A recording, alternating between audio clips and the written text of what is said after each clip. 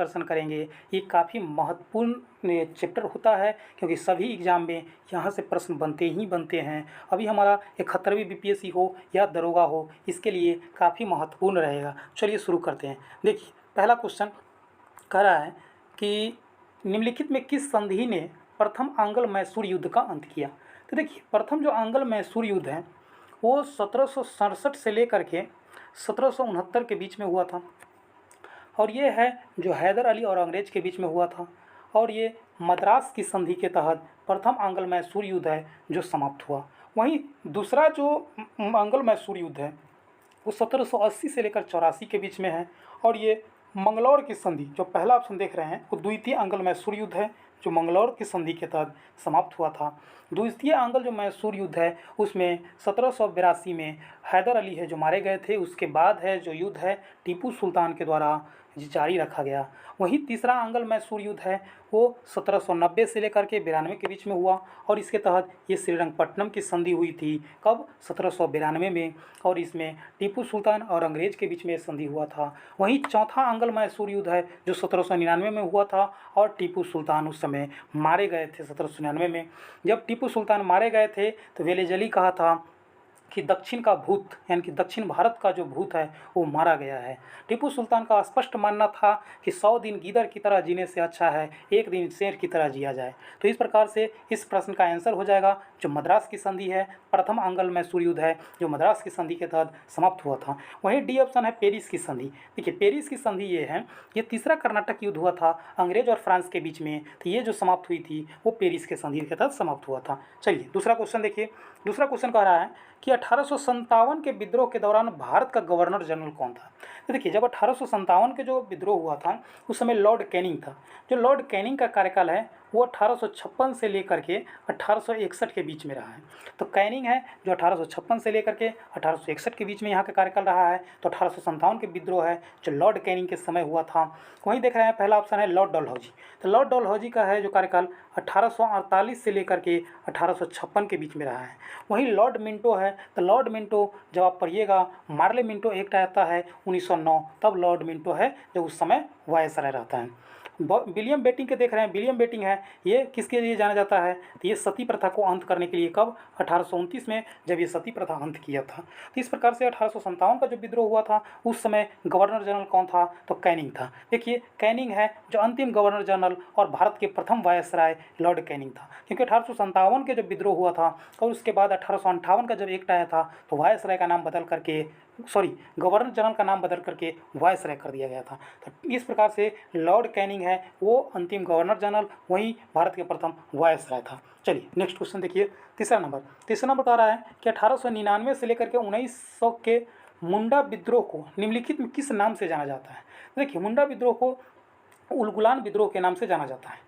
मुंडा विद्रोह का संचालन है जो बिरसा मुंडा के द्वारा किया जा रहा था। इन्हें प्यार से लोग धरती अब्बा यानी कि देवता कह करके पुकारते थे और बिरसा मुंडा के जो गुरु थे आनंद पांडे थे। देखिए ये क्षेत्र था बिहार और झारखंड वर्तमान में देख रहे हैं, उस क्षेत्र में मुंडा विद्रोह है जो प्रारंभ हुआ था। ये मेनली इसके जो राजस्व नीति थी अंग्रेज की, खुटकुट्टी प्रथा थी, उसको समाप्त कर दिया गया था। इसके वजह से मुंडा ने विद्रोह कर दिया था। ये सन्यासी विद्रोह देख रहे हैं, सन्यासी विद्रोह है जो 1770 से लेकर के 1800 के बीच में सन्यासी विद्रोह हुआ था। वहीं संथाल विद्रोह है जो 1855 में हुआ था। इसके नेता थे सिद्धू कानू, भैरव चांद, ये सब संथाल विद्रोह के सब प्रणेता थे। वहीं पाइका विद्रोह आप देख रहे हैं, पाइका विद्रोह है जो 1817 में उड़ीसा क्षेत्र में हुआ था। चलिए नेक्स्ट क्वेश्चन देखिए। चौथा नंबर क्या कह रहा है, लैंड होल्डर सोसाइटी की स्थापना किसने की थी। देखिए लैंड होल्डर सोसाइटी है जो भारत में स्थापित प्रथम राजनीतिक संगठन था और ये 1838 में स्थापित किया गया था और ये द्वारिकानाथ टैगोर के द्वारा स्थापित किया गया था। देखिए द्वारिकानाथ टैगोर है जो रविंद्रनाथ के दादाजी थे, वहीं रविंद्रनाथ के पिता थे वो देवेंद्रनाथ टैगोर थे। वहीं देवेंद्रनाथ टैगोर के द्वारा कौन सा संगठन था, तो तत्वबोधिनी सभा का स्थापना किया गया था। तो लैंड होल्डर सोसाइटी का स्थापना है जो 1838 में स्थापित किया गया था और ये प्रथम राजनीतिक संगठन भारत का था। इसका मुख्य उद्देश्य था जमींदारों के हित की रक्षा करना और ये द्वारिकानाथ टैगोर के द्वारा स्थापित किया गया था जो रविंद्रनाथ टैगोर के दादाजी थे। चलिए नेक्स्ट क्वेश्चन देखिए। पांचवा नंबर क्वेश्चन है कि 1857 के विद्रोह का प्रतीकात्मक नेता कौन किसे घोषित किया गया? देखिए, जब 1857 का विद्रोह हुआ था उस समय मुगल बादशाह बहादुर शाह द्वितीय थे और इन्हीं को भारत के राजा घोषित किया गया। ये बहादुर शाह द्वितीय थे। इनको बहादुर शाह जफर के नाम से भी जाना जाता है। देखिए, लक्ष्मीबाई है जो 1857 के विद्रोह में झांसी से नेतृत्व कर रहे थे। वहीं नाना साहेब है जो कानपुर से 1857 के विद्रोह का नेतृत्व कर रहे थे। वहीं तात्या टोपे हैं तो नाना साहब के कमांडर इन चीफ थे कौन? तात्या टोपे। तो इस प्रकार इस क्वेश्चन का आंसर हो जाएगा बहादुर शाह द्वितीय। चलिए नेक्स्ट क्वेश्चन देखिए, 6 नंबर क्वेश्चन कह रहा है कि सहायक संधि किसके शासनकाल में लागू किया गया था? तो देखिए, सहायक संधि है जो लॉर्ड वेलेजली के शासनकाल में लागू किया गया था और वेलेजली का जो कार्यकाल रहा है 1798 से लेकर के 1805 तक ये भारत का गवर्नर जनरल रहा है। और सहायक संधि स्वीकार करने वाला भारत का पहला राजा था वो हैदराबाद का निजाम था। देखिए, सहायक संधि पूछेगा प्रारंभ किसने किया था? तो ये फ्रांसीसी गवर्नर डुप्ले था जिसके द्वारा सहायक संधि प्रारंभ किया गया था। वहीं सबसे ज़्यादा उपयोग है जो अंग्रेज अधिकारी लॉर्ड वेलेजली के द्वारा इसका उपयोग किया गया है।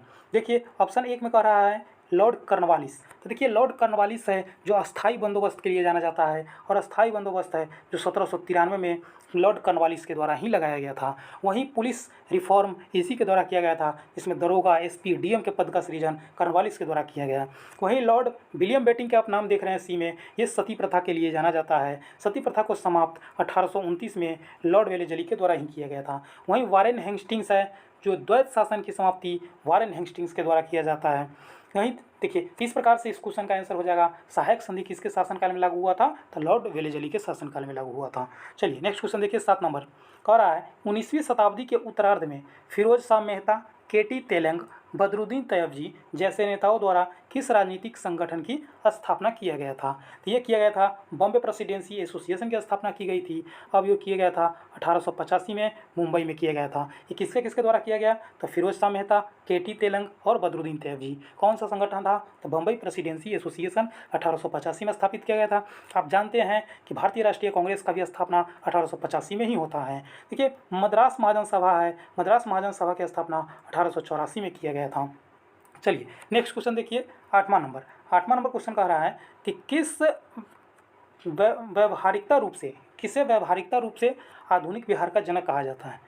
तो देखिए, आधुनिक बिहार के जो निर्माता हैं उसे सच्चिदानंद सिन्हा को कहा जाता है क्योंकि इन्हीं के द्वारा बिहार को बंगाल से अलग करने का जो कार्यक्रम है, वो आंदोलन है, वो चलाया गया था। इसी की वजह से सच्चिदानंद सिन्हा को आधुनिक बिहार का जनक कहा जाता है। आप जानते हैं कि संविधान सभा में जो अस्थायी अध्यक्ष थे वो सच्चिदानंद सिन्हा के द्वारा ही किया गया था। वहीं बाबू वीर कुंवर सिंह हैं, वो 1857 के क्रांति से जुड़े थे और ये आरा के जगदीशपुर के जमींदार थे। राजेंद्र प्रसाद है जो आप मॉडर्न हिस्ट्री में आगे चल के देखते हैं और भारत के प्रथम राष्ट्रपति बनते हैं। श्री कृष्ण सिंह हैं जो आज़ादी की लड़ाई में काफ़ी सक्रिय रहे और आज़ादी के बाद बिहार के ये प्रथम मुख्यमंत्री रहे हैं। वहीं 1837 में भी ये जब चुनाव हुआ था तब बिहार के ये मुख्यमंत्री चुने गए थे। चलिए नेक्स्ट क्वेश्चन देखिए, 9 नंबर क्या कह रहा है कि निम्नलिखित में किस हिंद महासागर में नौसैनिकों वर्चस्व के लिए ब्लू वाटर पॉलिसी का श्रेय दिया जाता है? तो देखिए, ब्लू वाटर पॉलिसी है ये पुर्तगाली गवर्नर के द्वारा चलाया गया था और फ्रांसिस्को डी अल्मेडा था ये पुर्तगाली वायसराय था और ये पुर्तगाल का प्रथम वायसराय था जो भारत में इसका शासनकाल रहा है। इसी को कार्टेज सिस्टम कहा जाता है। देखिए, कार्टेज सिस्टम इसी को कहा जाता है। कार्टेज सिस्टम का अर्थ होता है कि जब पुर्तगाली बंदरगाह का उपयोग किसी के भी द्वारा किया जाएगा तो उसके बदले उसे टैक्स देना पड़ेगा। तो ये है ब्लू वाटर पॉलिसी या कार्टेज सिस्टम। ये टैक्स के आधार पर अपने बंदरगाह को किराया पर देते हैं। ये किसके द्वारा शुरू किया गया था? तो अल्मेडा के द्वारा शुरू किया गया। वहीं आप अल्बुकर्क के नाम देख रहे हैं तो ये विवाह नीति शुरू किया था। विवाह नीति का मतलब हो गया कि ये कहा था पुर्तगाली अधिकारी सबको या पुर्तगाल से जो भी लोग आए थे उनको कि इंडियन से विवाह करने के लिए प्रेरित किए थे। वहीं निन्हो डी कुन्हा है, ये पुर्तगाली जो क्षेत्र था उसकी राजधानी को गोवा बनाए थे। चलिए नेक्स्ट क्वेश्चन देखिए, 10 नंबर कह रहा है कि भारत का आर्थिक पुस्तक के लेखक कौन है? तब भारत का आर्थिक इतिहास के पुस्तक लेखक कौन है? ये आर.सी. दत्त है। वहीं दादा भाई नौरोजी के द्वारा कौन सा पुस्तक है? तो poverty and British rule in India जो 1867 में लिखा गया था जिसमें भारतीयों की प्रति व्यक्ति आय 20 रुपया बताया गया था। वहीं एडम स्मिथ है जो इकोनॉमिक्स का फादर कहे जाते हैं, इनकी पुस्तक है the wealth of nation. Mahatma Gandhi Gandhi के द्वारा बहुत सारे पुस्तक लिखे गए थे, जिसमें यंग इंडिया है, हिंद स्वराज है, जो 1809 में महात्मा गांधी के द्वारा लिखा गया था। तो इस प्रकार से भारतीय आर्थिक इतिहास का पुस्तक के लेखक कौन है? तो आर.सी. दत्त हैं। चलिए नेक्स्ट क्वेश्चन देखिए, घेरे का नीति के प्रणेता कौन है? तो देखिए घेरे का नीति का प्रणेता है जो वारेन हेस्टिंग्स है। वारेन हेस्टिंग्स ऐसा व्यक्ति था, जब यहाँ से भारत में जब इसका कार्यकाल समाप्त होता है, ये भारत के पहले गवर्नर जनरल थे, यानी कि बंगाल के ये पहले गवर्नर जनरल थे। जब नाम परिवर्तित गवर्नर से गवर्नर जनरल किया गया था, तो पहले ये गवर्नर थे, बंगाल के गवर्नर जनरल थे। जब ये इनका कार्यकाल समाप्त हुआ, तब ये बंगाल से जब ये इंग्लैंड लौटे, तो इंग्लैंड के संसद में इन पर पहली बार कार्रवाई किया गया था, और इंग्लैंड के संसद में है जिनके खिलाफ है महाभियोग चलाया गया था। किसके खिलाफ? तो वारेन हेस्टिंग्स के खिलाफ इंग्लैंड में महाभियोग चलाया गया था कि इन्होंने अंग्रेजी शासन के लिए, ईस्ट इंडिया कंपनी के लिए भारतीय राजाओं से बहुत ज़्यादा रिश्वत लिया है। वहीं लॉर्ड डलहौजी हैं, लॉर्ड डलहौजी के द्वारा व्यापक सिद्धांत डॉक्ट्रिन ऑफ लैब्स का शुरुआत किया गया था। लॉर्ड विलियम बेटिंग है, इसके द्वारा सती प्रथा का अंत किया गया था। कब? 1829 में। और लॉर्ड वेलेजली है, ये सहायक संधि के लिए जाना जाता है। चलिए नेक्स्ट क्वेश्चन देखिए, 12 नंबर कह रहा है कि 17वीं शताब्दी में स्थापित भारत का पहला अंग्रेजी किला कौन सा था? देखिए फोर्ट विलियम कहाँ है? तो ये कोलकाता में है। और इसी का नाम फोर्ट विलियम का नाम क्या बदल करके कर दिया गया है? तो विजय दुर्ग कर दिया गया है, और ये कलकत्ता में है। क्वेश्चन कह रहा है कि पहला कौन था? तो पहला था जो फोर्ट सेंट जॉर्ज था। ये कहाँ था? तो ये मद्रास में स्थापित किया गया था। ये अंग्रेज के द्वारा स्थापित पहला किला था, जो फोर्ट सेंट जॉर्ज था, जो मद्रास में था। चलिए नेक्स्ट क्वेश्चन देखिए। नेक्स्ट क्वेश्चन कह रहा है कि 1843 में सिंध पर कब्जा करने के बाद वहाँ का पहला ब्रिटिश गवर्नर किसे नियुक्त किया गया था? देखिए जब 1843 में सिंध पर जब कब्जा कर लिया गया था, तो उसके बाद वहाँ का पहला जो गवर्नर था, वहाँ का जो सर चार्ल्स नेपियर के द्वारा वहाँ पर पहला गवर्नर था। वही देखिए एलन ब्रो है जो दास प्रथा का अंत है, जो एलन ब्रो के द्वारा किया गया था। वहीं जॉन मैकाले का आप जानते हैं कि 1833 का एक्ट आया था। इसमें पहली बार विधि सदस्य का चयन किया गया था, और प्रथम विधि सदस्य है जो मैकाले ही बना था। चलिए नेक्स्ट क्वेश्चन देखिए, 14 नंबर क्या कर रहा है कि निम्नलिखित शासकों में किसने ईस्ट इंडिया कंपनी को दीवानी अधिकार प्रदान किया था? तो देखिए दीवानी अधिकार है, ये कब प्रदान किया गया था? जब इलाहाबाद की संधि हुई थी 1765 में। और ये कब हुआ था? जब बक्सर के युद्ध समाप्त हुई थी, उसके बाद इलाहाबाद का संधि हुआ, जिसमें क्लाइव और शाह आलम द्वितीय के द्वारा जो संधि हुआ था, जिसमें बिहार, बंगाल और उड़ीसा का दीवानी अधिकार है जो प्रदान कर दिया गया था। तो किसके द्वारा किया गया था? तो शाह आलम द्वितीय के द्वारा किया गया था। वहीं देख रहे हैं बहादुर शाह जफर है, इसका संबंध कब है? 1857 का जो विद्रोह हुआ था, जिसमें बहादुर शाह जफर थे, जिनको बहादुर शाह द्वितीय के नाम से कहा जाना जाता है। अहमद शाह अब्दाली का आप नाम सुन रहे हैं, तो ये कहाँ का था? ये अफ़गानिस्तान के था। ये 1761 में मराठा और अहमद शाह अब्दाली के द्वारा पानीपत का तृतीय युद्ध लड़ा गया था। वहीं औरंगजेब है, औरंगजेब के बारे में जानते हैं कि इसका मृत्यु है जो 1707 में हो गया था। चलिए नेक्स्ट क्वेश्चन देखिए, कह रहा है 15 नंबर कि बिहार में अंग्रेजों ने 1620 में निम्नलिखित में किस स्थान पर अपना व्यापारिक केंद्र स्थापित किया था? तो अंग्रेज है जो बिहार में सबसे पहले कहाँ? पटना में अपना स्थापित करते हैं व्यापारिक केंद्र। तो इस प्रकार से इसका आंसर हो जाएगा बी नंबर। चलिए नेक्स्ट क्वेश्चन देखिए, 16 नंबर है कि इंडियन लीग के संस्थापक कौन थे? तो इंडियन लीग के जो संस्थापक थे सुशील कुमार घोष थे, और ये 1875 में इसका स्थापना किया गया था सुशील कुमार घोष के द्वारा। चलिए इसमें देख रहे हैं फिरोज शाह मेहता, तो फिरोज शाह मेहता को महाराष्ट्र का बेताज बादशाह कहा जाता था। वहीं सूर्यनाथ बनर्जी का संबंध बंगाल से था। चलिए नेक्स्ट क्वेश्चन देखिए, 17 नंबर कह रहा है कि निम्नलिखित में कौन सी घटना भारत में ब्रिटिश राजनीतिक वर्चस्व की शुरुआत का प्रतीक था? तो देखिए ये राजनीतिक वर्चस्व की जो शुरुआत है वो प्लासी के विद्रोह से होता है, क्योंकि यहाँ पर अंग्रेज है जो अच्छी तरह से भारतीयों को हराना प्रारंभ करते हैं। और ये हुआ था कब? 1757 में, ये 1757 में हुआ था। और ये सिराजुद्दौला और ईस्ट इंडिया कंपनी के जो प्रणेता थे वो क्लाइव थे, उसके बीच में लड़ा गया था। वहीं बक्सर का युद्ध है जो 1764 में लड़ा गया था। इसमें थे जो सुजाउद्दौला थे अवध के नवाब, वहीं मुगल के जो नेता थे, इनकी जो मुग़ल शासक था शाह आलम द्वितीय, और मीर कासिम था जो बंगाल के नवाब हुआ करता था, लेकिन वहाँ से निर्वासित कर दिया गया था। ये तीनों की संगठन है जो ईस्ट इंडिया कंपनी के हेक्टर मुंडो से लड़ता है, कब? 1764 में। वही मैसूर का जो तृतीय युद्ध है जो 1790 से लेकर के 92 के बीच में हुआ था, वो मैसूर का तृतीय युद्ध है और इसमें श्रीरंगपट्टनम की संधि हुई थी। वहीं प्रथम आंग्ल मैसूर युद्ध है जो 1767 से लेकर के 69 तक हुआ था और मद्रास की संधि हुई थी। इस प्रकार से क्वेश्चन का आंसर हो जाएगा प्लासी का। प्रथम प्लासी का जो युद्ध है वो राजनीतिक वर्चस्व की शुरुआत है, यहाँ से ईस्ट इंडिया कंपनी की जो वर्चस्व है वहाँ से बढ़ती चली जाती हैं। चलिए 18 नंबर क्वेश्चन देखिए, कह रहा है कि मुगल साम्राज्य के पतन के दौरान और उसके संस्थापकों में निम्नलिखित कथनों पर विचार कीजिए। तो देखिए, हैदराबाद के संस्थापक थे निजाम उल मुल्क, वहीं अवध के जो संस्थापक थे बुरहान उल मुल्क। तो इस प्रकार से इसका ये हो जाएगा, ये हो जाएगा। बंगाल के जो संस्थापक थे मुर्शिद कुली खां। पूछ रहा उपयुक्त में कौन सही है? तो देखिए, उपयुक्त में सही कौन है? केवल 3 हो जाएगा, केवल 3 इसका सही हो जाएगा। चलिए नेक्स्ट क्वेश्चन देखिए, 19 नंबर कह रहा है कि किस नेता को अंग्रेजों के खिलाफ प्रतिरोध के लिए केरल का शेर कहा जाता है? देखिए, केरल का जो शेर है वो पजहस्ती राज को कहा जाता है। रानी दुर्गावती का संबंध उत्तर भारत से था। सुभाष चंद्र बोस का संबंध आप जानते हैं कि उड़ीसा से था। भगत सिंह है जिसका संबंध पंजाब से था।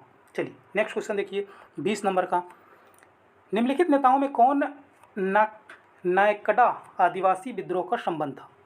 नायकड़ा आदिवासी विद्रोह था जो रूप सिंह के द्वारा किया गया था। वहीं देखिए अल्लूरी सीताराम राजू है जिसके द्वारा रंपा विद्रोह है जो आंध्र प्रदेश में है, इसका नेतृत्व किया गया था। सिद्धू कानू भैरव है, ये संथाल विद्रोह के प्रणेता थे।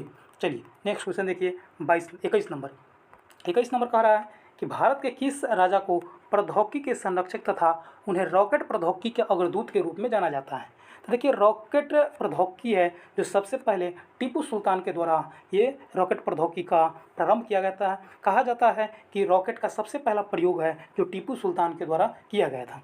टीपू सुल्तान का ही कहना था कि 100 दिन गीदड़ की तरह जीने से अच्छा है 1 दिन शेर की तरह जिया जाए। और ये चौथा आंग्ल मैसूर युद्ध था 1799 में, इसमें ये मारे गए थे। चलिए नेक्स्ट क्वेश्चन देखिए, वहीं बाबर है, तो बाबर है जो भारत में सबसे पहले तोप का प्रयोग किया था। यहाँ पर पूछ रहा था रॉकेट का, तो रॉकेट का सबसे पहला प्रयोग है जो टीपू सुल्तान के द्वारा है। चलिए 22 नंबर क्वेश्चन देखिए, कह रहा निम्नलिखित में कौन सा विद्रोह ब्रिटिश औपनिवेशिक राजस्व नीति के परिणाम स्वरूप पारंपरिक खुटखुट्टी भूमि व्यवस्था के विघटन के कारण हुआ था? देखिए, खुटखुट्टी भूमि है जो संपत्ति थी, हम लोग क्या है संपत्ति का व्यक्तिगत अधिकार रखते हैं, लेकिन खुटखुट्टी प्रथा में क्या था कि संपत्ति का जो सामूहिकरण होता था, इस संपत्ति है जो सामूहिक अधिकार पर ये लोग मानते थे। खुटखुट्टी प्रथा है जिसको समाप्त कर दिया गया था। इसके वजह से मुंडा विद्रोह है जो 1899 से लेकर के 1900 के बीच में हुआ था, खुटखुट्टी प्रथा के समाप्ति के विरुद्ध। वहीं रंपा विद्रोह है जो आंध्र प्रदेश में हुआ था। संथाल विद्रोह है 1855-56 में हुआ था। और सन्यासी विद्रोह है जो 1770 से लेकर के 1800 के बीच में हुआ था। चलिए नेक्स्ट क्वेश्चन देखिए, 23 नंबर कह रहा है किस साम्राज्य की आर्थिक स्थिति में सुधार लाने के लिए इजारा प्रणाली की शुरुआत की गई थी? देखिए, इजारा प्रणाली की शुरुआत है जो टैक्स वसूलने के लिए नीलामी के आधार पर दे दिया जाता था। जो ज़्यादा नीलामी बोली लगाता था उसको टैक्स वसूलने के लिए दे दिया जाता था। और पूरा टोटल टैक्स का 10% है जो वसूलता था वो रखता था और 90% है जो मुग़ल बादशाह को दे देता था। तो ये जो प्रारंभ है वो किया था जहांदार शाह, ये प्रारंभ किया था। देखिए, इसमें औरंगजेब है, औरंगजेब की मृत्यु है जो 1707 में हो जाती है। इसे जिंदा पीर कहा जाता है। जिंदा पीर का अर्थ है कि इसके पिता के होते हुए इन्होंने अपना राज्याभिषेक करवा लिया था। देखिए, मोहम्मद शाह है, इसको रंगीला बादशाह कहा जाता है, इसको रंगीला बादशाह कहा जाता है। वहीं बहादुर शाह प्रथम है, बहादुर शाह प्रथम को शाह ए बेखबर कहा जाता है। शाह ए बेखबर का अर्थ है कि इनको अपना जनता से ज़्यादा लगाव नहीं थी, कोई मतलब नहीं था। ये राजा तो थे लेकिन जनता से कोई ज़्यादा लगाव नहीं थी। चलिए नेक्स्ट क्वेश्चन देखिए, कह रहा है कि गुलामगिरी किसकी पुस्तक है? देखिए, गुलामगिरी जो पुस्तक है वो ज्योतिबा फुले की है।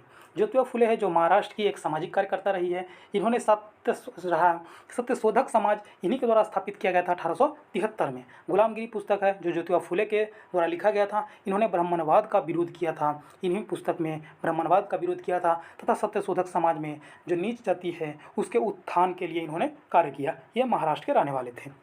राजेंद्र प्रसाद के द्वारा है जो इंडिया डिवाइड पुस्तक लिखा गया है। वहीं महात्मा गांधी के द्वारा हिंद स्वराज यंग इंडिया पुस्तक लिखा गया है। बाल गंगाधर तिलक के द्वारा देखिए तो केसरी और मराठा है पुस्तक इनके द्वारा लिखा गया था। चलिए 24 नंबर क्वेश्चन देखिए। 1765 में इलाहाबाद की संधि के बाद रॉबर्ट क्लाइव ने मुर्शिदाबाद का उप दीवान किसे नियुक्त किया? तो देखिए मुर्शिदाबाद का जो उप दीवान है जो मोहम्मद राजा खान को नियुक्त किया था। आप जानते हैं कि इलाहाबाद की संधि है जो 1765 में हुआ था, वो रॉबर्ट क्लाइव और शाह आलम द्वितीय, ये मुगल बादशाह था, उसके बीच में ये हुआ था। और मुर्शिदाबाद का उप दीवान है जो मोहम्मद राजा खां को नियुक्त किया गया। वहीं राय दुर्लभ को बिहार का उप दीवान नियुक्त किया गया था। मीर जाफ़र है, देखिए मीर जाफ़र है, इन्होंने ही प्लासी के युद्ध में अंग्रेज़ों के साथ दिया था और सिराजुद्दौला से विश्वासघात किया था, जिसके वजह से सिराजुद्दौला है जो हार गए थे और मीर जाफ़र है जो बाद में चलकर राजा बनता है। जगत सेठ है जो बंगाल के वहाँ के एक बैंकर था, ये है जो सभी को वहाँ पर बिजनेसमैन को लोन देता था, ये जगत सेठ है। इन्होंने ही ये जगत सेठ भी है जो 1857 में जो प्लासी का युद्ध हुआ था तो अंग्रेज़ों का साथ दिया था। चलिए 25 नंबर क्वेश्चन देखिए, कह रहा है निम्नलिखित में कौन भारत में स्थानीय स्वशासन को प्रोत्साहित करने के लिए उत्तरदायी था? तो यह स्थानीय स्वशासन का जो प्रोत्साहित किया था वो लॉर्ड रिपन के द्वारा किया गया था। ये 1881-82 में ये यहाँ पर गवर्नर जनरल थे और इस समय ये भारत के लिए स्थानीय स्वशासन की प्रोत्साहन किए थे। लॉर्ड वेबल है जो बहुत बाद में है। लॉर्ड रीडिंग ये सब बाद में आता है। कर्जन भी बाद में है, कर्जन के समय बंगाल विभाजन हुआ था। चलिए नेक्स्ट क्वेश्चन देखिए, 26 नंबर देखिए। कह रहा है कि थियोसॉफिकल सोसाइटी की स्थापना मूल रूप से 1875 में किस शहर में हुआ था? तो देखिए 1875 में थियोसॉफिकल सोसाइटी है जो न्यूयॉर्क में इसका स्थापना हुआ था और स्थापना किए थे कर्नल अलकाट और थियोसॉफिकल सोसाइटी में कर्नल अलकाट के अलावा मैडम हेलेना वेलतवास्की के द्वारा इसका स्थापना किया गया था। कब? 1875 में HP वेलतवास्की और कर्नल अलकाट के द्वारा इसका स्थापना किया गया था 1875 में। कहाँ? न्यूयॉर्क में किया गया था। देखिए मद्रास के अडयार में ये 1883 में अपना हेडक्वार्टर बनाता है और अंतर्राष्ट्रीय पूरा जो थियोसॉफिकल सोसाइटी था उसका हेडक्वार्टर मद्रास के अडयार में ये स्थापित किया जाता है।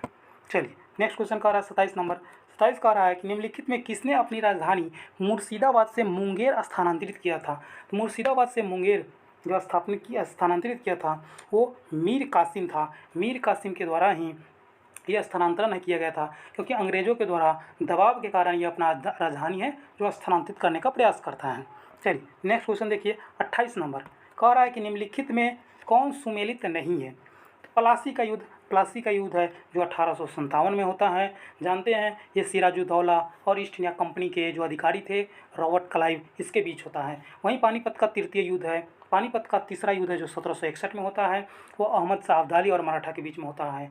वांडीवास का युद्ध है जो 1760 में होता है और ये अंग्रेज और फ्रांस के बीच में होता है। अंबुजा का युद्ध, देखिए अंबुजा का युद्ध है जो 1750 में ये संपन्न होता है। चलिए नेक्स्ट क्वेश्चन देखिए 29 नंबर क्या कह रहा है? 29 नंबर कह रहा है कि निम्नलिखित में कौन विधवा पुनर्विवाह संघ के संस्थापक कौन थे? तो जो विधवा पुनर्विवाह संघ था उसका स्थापना है जो महादेव गोविंद रनाडे के द्वारा किया गया था। ये किया गया था 1861 में। ये 1861 में विधवा पुनर्विवाह जो संघ था उसका स्थापना है महादेव गोविंद रनाडे के द्वारा 1861 में किया गया था। वहीं देखिए ईश्वरचंद्र विद्यासागर है, इन्हीं के प्रयास से विधवा को पुनर्विवाह का अधिकार मिला था। कब? 1856 में। राजा राम मोहन राय है, ये सती प्रथा का अंत करवाए थे। ये 1829 में सती प्रथा का अंत करवाए थे और ब्रह्म समाज के संस्थापक थे। कौन? तो राजा राम मोहन राय के द्वारा। वहीं आत्माराम पांडुरंग है, ये प्रार्थना समाज की स्थापना है जो 1867 में किए थे। चलिए नेक्स्ट क्वेश्चन देखिए 30 नंबर कह रहा है कि बंकिम चंद्र चट्टोपाध्याय का ऐतिहासिक उपन्यास आनंद मठ किस विद्रोह पर आधारित है? देखिए आनंद मठ है जो सन्यासी विद्रोह पर आधारित है और सन्यासी विद्रोह है जो 1770 से लेकर के 1800 के बीच में हुआ है। संथाल विद्रोह है जो 1855 में हुआ है। मुंडा विद्रोह है जो 1899 से लेकर के 1900 के बीच में हुआ है। कौन सा? तो मुंडा विद्रोह हुआ है। तो आनंद मठ पुस्तक में किस विद्रोह की चर्चा है? तो सन्यासी विद्रोह का चर्चा है। चलिए नेक्स्ट क्वेश्चन देखिए 31 नंबर कह रहा है कि 1857 के विद्रोह के समय पटना के कमिश्नर कौन थे? तो देखिए 1857 के विद्रोह के समय पटना के जो कमिश्नर थे वो विलियम टेलर थे। यहाँ के जो कमिश्नर थे विलियम टेलर थे। देखिए ली ग्रैंड है। इसी से अंतिम युद्ध है जो कुंवर सिंह करते हैं और 26 अप्रैल 1858 की वो उनकी मृत्यु हो जाती है। ली ग्रैंड से ही अंतिम युद्ध लड़ते कौन? बाबू वीर कुंवर सिंह। चलिए 32 नंबर देखिए, कह रहा ठगों का दमन किसके नेतृत्व में किया गया था? तो देखिए ठगों का दमन है जो कैप्टन स्लीमन के नेतृत्व में किया गया था। 1833 के एक्ट के तहत इसका दमन का प्रावधान किया गया, लेकिन दमन होते हुए कब 1843 आ गया था, तो 1843 में ठगों का दमन किया गया था, लेकिन एक्ट है जो 1833 का ही एक्ट था।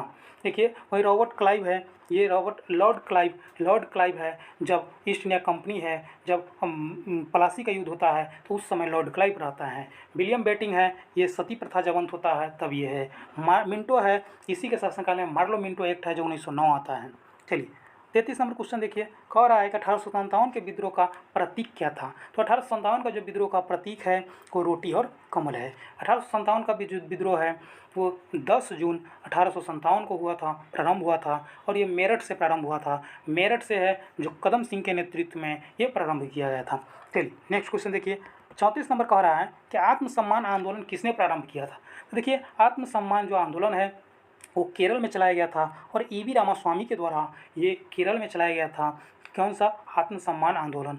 वहीं देख रहे हैं नारायण गुरु, ये भी केरल के थे और इन्होंने नारा दिया था एक ईश्वर एक धर्म और एक जाति। ये श्री नारायण गुरु का नारा था, एक ईश्वर एक धर्म एक जाति। वहीं महात्मा गांधी है, महात्मा गांधी को आप लोग जानते हैं, B.R. अम्बेडकर, इनके बारे में आप अच्छी तरह से जानते हैं। चलिए नेक्स्ट क्वेश्चन देखिए, 35 नंबर देखिए क्या कह रहा है कि बेदरा का युद्ध किसके बीच में हुआ था? तो बेदरा का युद्ध है जो अंग्रेज और डच के बीच में हुआ था। ये कब हुआ था? तो ये 1859 में 1859 में बेदरा का युद्ध हुआ था। किसके किसके बीच में? अंग्रेज और डच के बीच में बेदरा का युद्ध है जो 1859 में हुआ था। वहीं अंग्रेज और फ्रांस के बीच में है जो 1860 में वांडीवास का युद्ध होता है। कब? 1860 में। वहीं अंग्रेज और पुर्तगाल के बीच में है जो स्वाली का युद्ध होता है। कब? 1612 में। स्वाली का युद्ध है जो अंग्रेज और पुर्तगाली के बीच में, स्वाली के युद्ध है जो अंग्रेज और पुर्तगाली के बीच में 1612 में होता है। वहीं बेदरा का युद्ध है जो डच और अंग्रेज के बीच में होता है 1859 में, और वांडीवास का युद्ध है जो अंग्रेज और फ्रांस के बीच में होता है 1860 में। तो इस प्रकार से 35 नंबर का क्वेश्चन हो जाएगा C नंबर। चलिए नेक्स्ट क्वेश्चन देखिए, 36 नंबर कह रहा है कि पारसी समाज और धार्मिक सुधार को बढ़ावा देने के लिए रहनुमाई मजदाइन संस्था की स्थापना किस वर्ष हुई थी? तो ये जो स्थापना है 1851 में हुआ था और इसके संस्थापक सदस्य थे दादा भाई नौरोजी, फरदुंजी नौरोजी और SS बंगाली के द्वारा यह स्थापना किया गया था। और इस स्थापना का मुख्य उद्देश्य था पारसी समाज में धार्मिक सुधार करना, महिलाओं के शिक्षा के अधिकार देना और समाज में और किसी प्रकार की जो कुरीतियाँ थी उसको समाप्त करना। यह 1851 में हुआ था। चलिए नेक्स्ट क्वेश्चन देखिए, 37 नंबर कहता है कि सरफराज खान की हत्या के लिए निम्नलिखित में कौन सा शासक उत्तरदायी था? देखिए सरफराज खां की हत्या है जो अलीवर्दी खां कर दिए थे। ये कहाँ के शासक था? तो ये बंगाल के शासक था। इसकी हत्या है जो अलीवर्दी खां के द्वारा कर दिया गया था। कौन सा युद्ध में? तो गिरिया के युद्ध में 1739 में हत्या कर दिया गया था। चलिए नेक्स्ट क्वेश्चन देखिए, 38 नंबर, 1846 में प्रथम आंग्ल सिख युद्ध की समाप्ति किस संधि से हुई थी?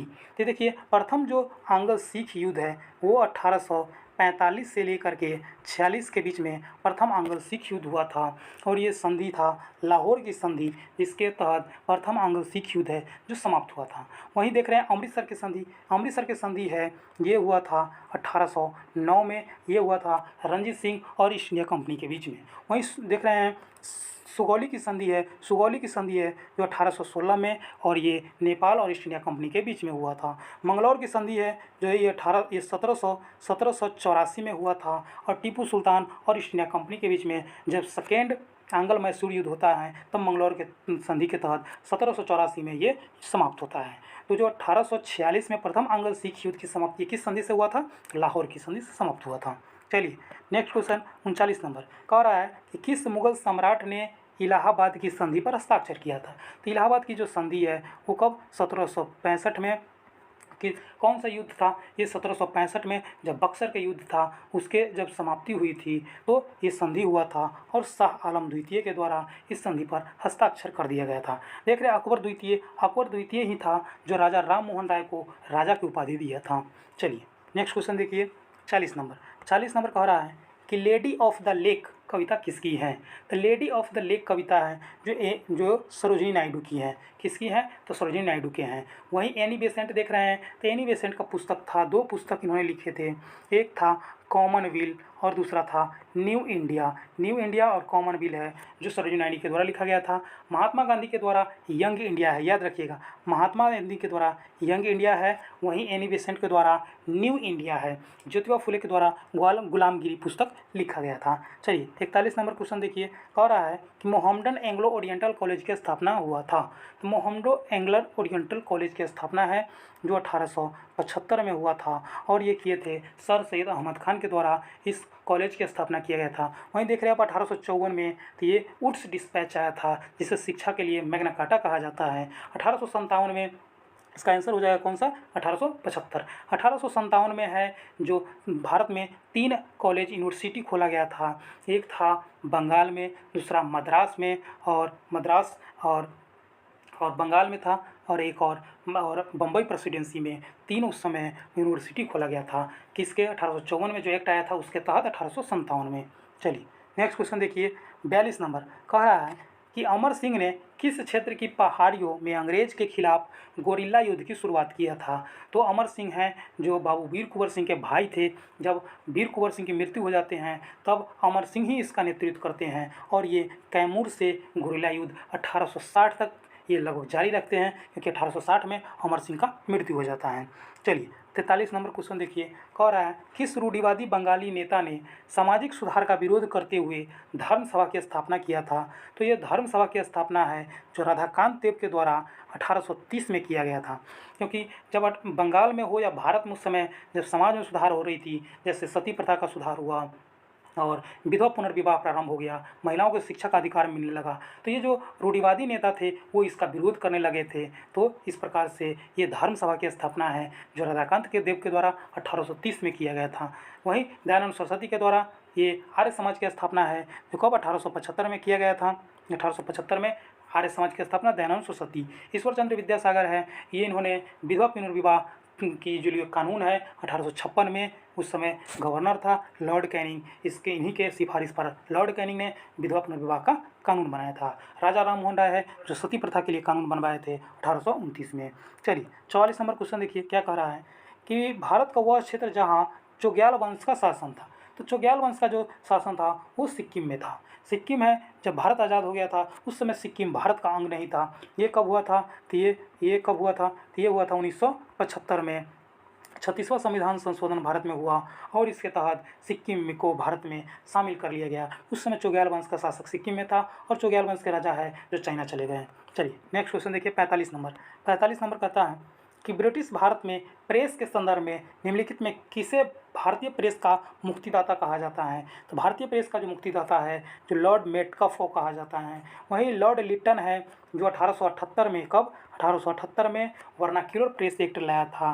कैनिंग के बारे में आप जानते हैं कि 1857 का विद्रोह हुआ था, तो लॉर्ड कैनिंग है जो यहाँ का गवर्नर जनरल था। चलिए 46 नंबर क्वेश्चन देखिए, कह रहा है कि निम्नलिखित में किसने 1872 में पटना में बिहार हेराल्ड की शुरुआत की? तो बिहार हेराल्ड का शुरुआत है जो पटना से किया गया था, कब? 1872 में और ये अंग्रेजी पत्रिका था।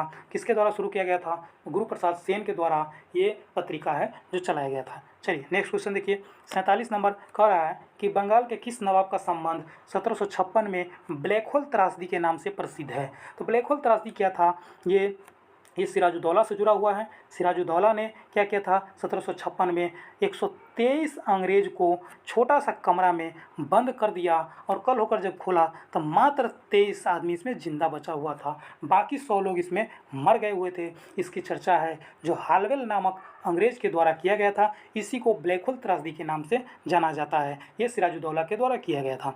चलिए 48 नंबर क्वेश्चन देखिए, कह रहा है कि 1857 के विद्रोह के दौरान ब्रिटिश औपनिवेशिक शासन की तीखी आलोचना के लिए कौन सा भारतीय समाचार पत्र है जो प्रसिद्ध था? देखिए 1857 का जो विद्रोह हुआ था उसमें जो तीखी आलोचना है जो किया गया था हिंदू पैट्रियट के द्वारा। हिंदू पैट्रियट के जो संपादक थे वो एच.सी. मुखर्जी थे।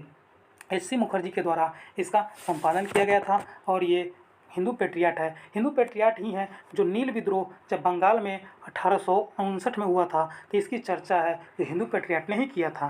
देख रहे हैं अमृत बाजार पत्रिका।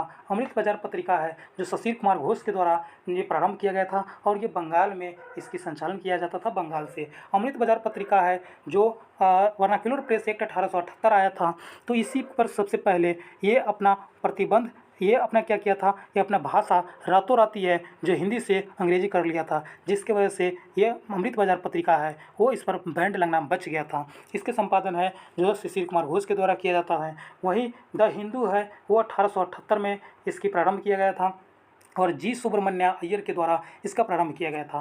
वहीं द टाइम्स ऑफ इंडिया है जो 1838 में इसका प्रारंभ किया गया, लेकिन उस प्रारंभ में कुछ और नाम था। 1861 में इसका नाम बदल करके द टाइम्स ऑफ इंडिया कर दिया गया था। तो इस प्रकार से 48 नंबर क्वेश्चन का आंसर हो जाएगा डी नंबर। चलिए 49 नंबर देखिए, यंग बंगाल आंदोलन के संस्थापक कौन थे? तो यंग बंगाल आंदोलन के संस्थापक थे हेनरी विवियन डेरेजियो थे।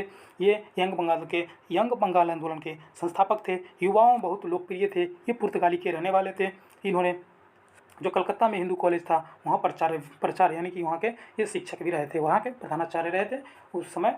ये Henry Vivian Derozio young Bengal आंदोलन के नेता थे। यंग बंगाल डेरेजियो ये पुर्तगाली के रहने वाले थे।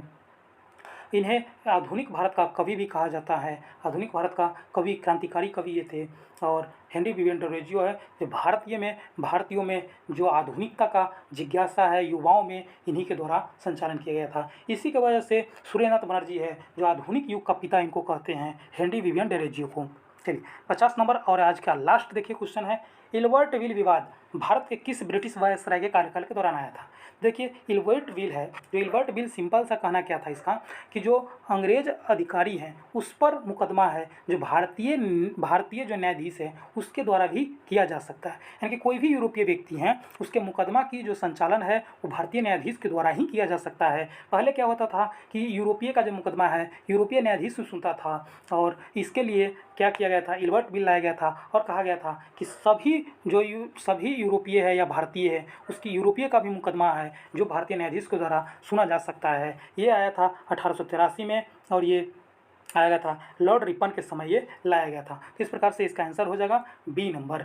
देखिए लॉर्ड लिट्टन है, लॉर्ड लिट्टन के द्वारा ही प्रेस पर जो वर्नाक्युलर प्रेस एक्ट है 1878 में लाया गया था। लॉर्ड डफरिन है, लॉर्ड डफरिन के समय में ही 1885 में कांग्रेस का स्थापना हुआ था। लॉर्ड डलहौजी है, लॉर्ड डलहौजी का कार्यकाल था 1848 से लेकर के 56 तक रहा था लॉर्ड डलहौजी। इसी के शासनकाल में जो प्रथम ट्रेन जो चला था 1853 में इसी के शासनकाल में चला था। चलिए तो आज का क्वेश्चन डिस्कशन समाप्त हुआ। जय हिंद, जय भारत। अगर आपको अच्छा लगे तो लाइक शेयर कमेंट कर दीजिए। धन्यवाद।